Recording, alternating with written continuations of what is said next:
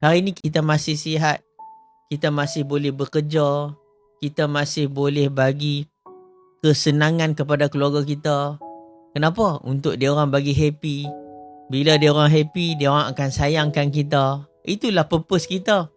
Tapi sebelum bekerja untuk dapat duit, nak kena sihat lah dulu. Badan nak kena sihat. Kan?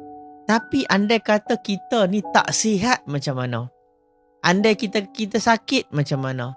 Andai kata kita tiba-tiba kena stroke, cacat, macam mana? Aksiden cacat, macam mana? Kematian, macam mana? Segala cita-cita kita terbengkalai, tuan-tuan.